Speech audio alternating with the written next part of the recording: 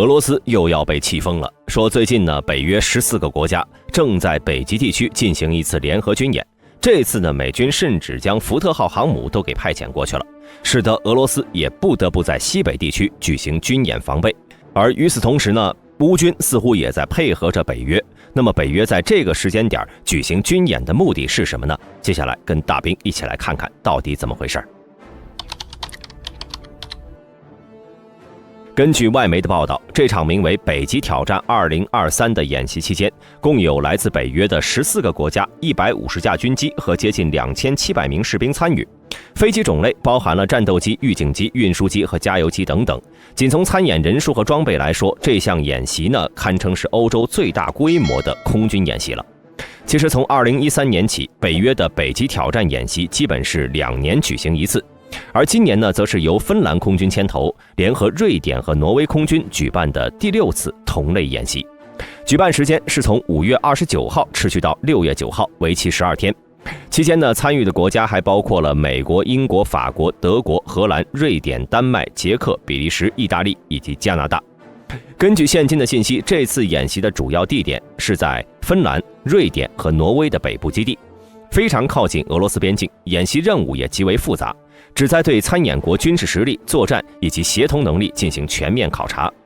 而为了更好地测试4代和5代机间的协同作战，挪威还专门派出了 F-35战机。与此同时，为了最大化本次军演的效果，美军的福特号航母也在5月24号抵达了挪威首都奥斯陆，这是65年来美国航母首度到访挪威。而这也让大兵想到了此前北约的数次军演。就在5月26号，芬兰与美国也举行了一场联合地面演习，参演兵力高达7000人。这轮演习一直持续到了6月2号。同一时间，北约还在俄罗斯周边举行了多场军演，比如5月29号同一天，北约军刀卫士2023也在罗马尼亚启动。期间呢，共有13个国家、1万多名士兵和1700余件装备参与。和北极挑战2023一样，也是持续到6月9号。根据当时罗马尼亚国防部向外发布的消息，这次军演将成为今年举行的规模最大且最为复杂的多国军演。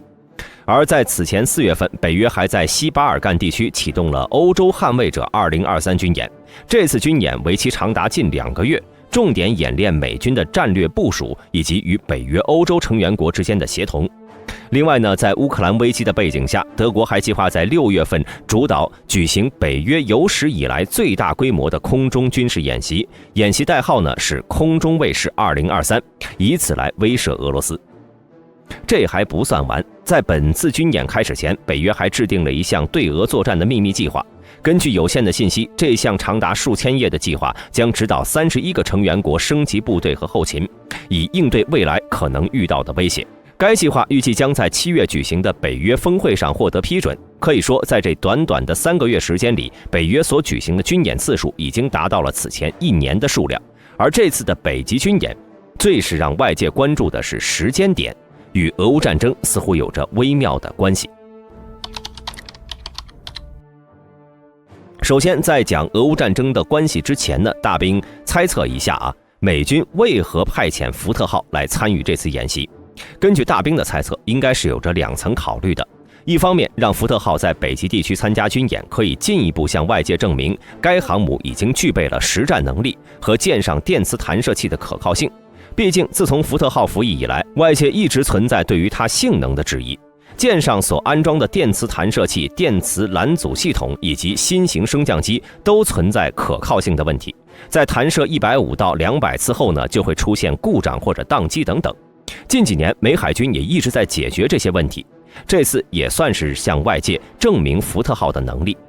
演习期间，福特号上的75架舰载机进行了多次起降训练，这其中包括了 F-35C、E2D、EA-18G 以及 C2A 等等。需要注意的是，这次模拟中还有一个对位于俄境内空军基地进行的打击演练。与此同时，这次军演还向俄罗斯展示了北约强化北极地区部署的决心和实力，以及北约在北极地区的军事能力和存在感，进一步限制俄罗斯在该地区的活动。至于与俄乌战争方面的联系，大兵想到了在此前29号，也就是军演开始的当天，乌总统泽连斯基在视频讲话中称，已经就乌军如何以及何时推进做出了决定。并表示乌军总司令扎卢日内在最高统帅部会议上对当前情况做了报告，在会上讨论了反攻中弹药运输、新军训练以及最重要的时机把握等问题，同时还强调已经做出了核实行动的决定，看上去就像是与这次演习商量好了一样。紧接着，在北极演习的高潮阶段，根据着俄乌前线的消息，在6月4号，乌军第23旅和31旅开始在扎波罗热和顿涅茨克交界的区域展开了一轮反攻。这次反击的战线宽度约有30到35公里，主要的进攻区域是大诺沃希尔卡南面的布拉戈德涅、涅瓦德涅、科沃皮里、奥利吉夫西克东侧，以及新顿涅茨克东部多个俄军控制的村镇。目前从网上信息来看呢，这次进攻乌军主要是以无人机侦察、坦克和装甲车作为主要进攻装备，后方火炮进行支援，并派出了4到5个步兵营和2个装甲营。而俄军呢也出动了坦克等重型武器进行反击，整个交火线战况非常焦灼。有消息称，乌军在不同地点分别突破了500米到3000米。需要注意的是，大兵从战斗视频中并未发现此前北约援助的各式西方坦克的踪迹，因此该地区可能并不是乌军进攻的主要方向。具体情况呢还要等待进一步发展。但相比之前，这次北极军演已经吸引了俄罗斯大部分注意力，乌军在正面战场的压力会小很多。不过大家知道北约为何一直选在北极地区进行军演吗？其实这里面也有很大的说法。大兵在网上查阅一些资料后认为，近几次北约在北极地区进行军演，除了要提高快速反应部队在冰雪气候下的调动和作战能力外，还反映出了北约在未来战略方面已经越来越重视北极地区。目前呢，北极地区主要包括了北冰洋海域、边缘陆地海岸带及岛屿、北极苔原以及最外侧的泰加林带等区域，总面积呢约为2100万平方公里，其中终年被冰雪覆盖的水域有400多万平方公里。近几年呢，随着全球变暖和各国技术的发展，该地区所具有的潜在价值已经逐渐成为了触手可及的巨大利益，促使了相关国家在北极地区的交锋。毕竟北极地区下蕴藏着丰富的自然资源，比如石油、天然气、金属和非金属矿藏等等。目前仅以探明的天然气储量就占全球储量的30%，高达47万亿立方米；以探明的碳煤储量占全球储量的25%，高达上万亿吨。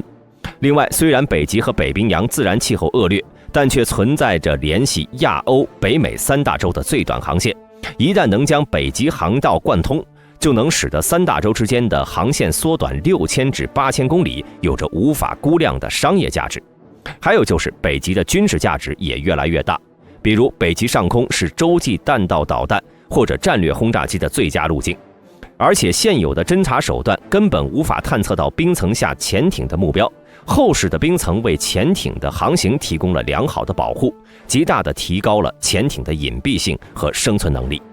而在现实中，与北极直接接邻的国家和地区包括了丹麦的格陵兰岛、加拿大北部、美国的阿拉斯加州，以及俄罗斯、挪威、瑞典、芬兰等国家的岛屿和部分领土。为此，早在2013年5月，美国便出台了北极地区国家战略，计划在北极建立永久性基地。2019年6月，美国防部再次发布了新版的北极战略，提出了大国竞争时代，旨在保护美国在北极地区的国家利益和战略目标。紧接着2022年8月26号，美国更是宣布将北极事务协调员一职升级为北极大使，进一步提升了北极事务在美国政策中的重要地位。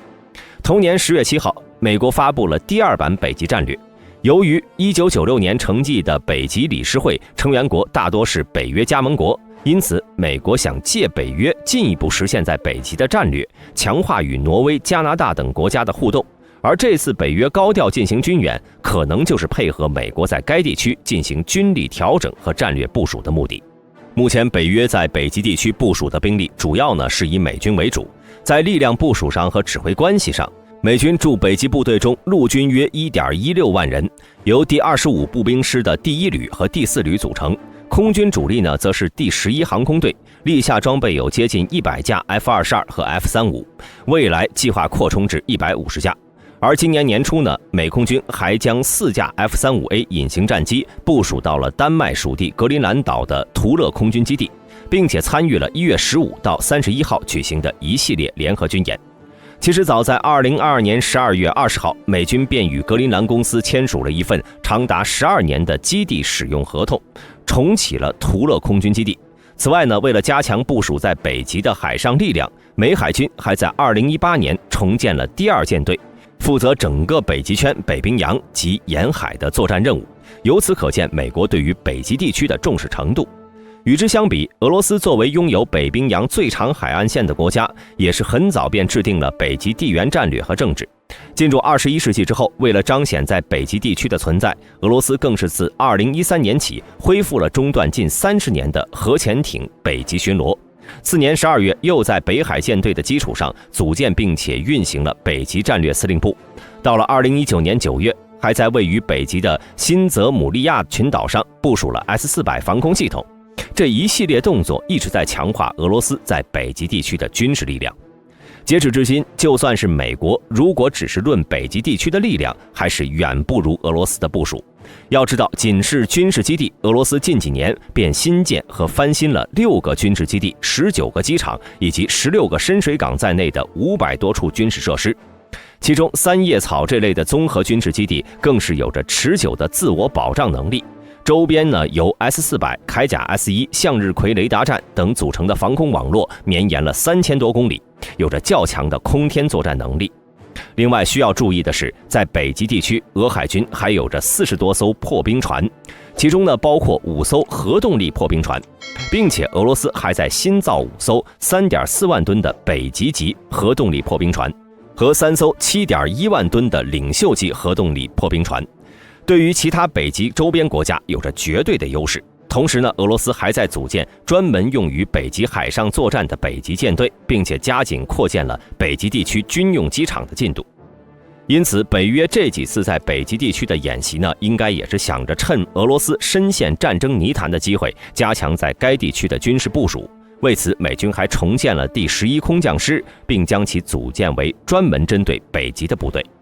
总结来说呢，近几年随着美国和北约盟友在北极地区举行的一系列军事演习，已经极大加强了对该地区的控制，同时限制了俄罗斯在北极的发展。未来随着更多装备和部队的部署，俄罗斯在北极的优势呢将不复存在，而这也将在一定程度上影响俄乌战争的局势。那么大家认为，在北约牵扯住俄罗斯的注意力后，乌克兰还会在哪个方向发起大反攻呢？欢迎在评论区内讨论。如果视频中有出错的地方，也欢迎各位指正。今天的视频到此结束，喜欢的朋友请点赞关注，咱们下期再见。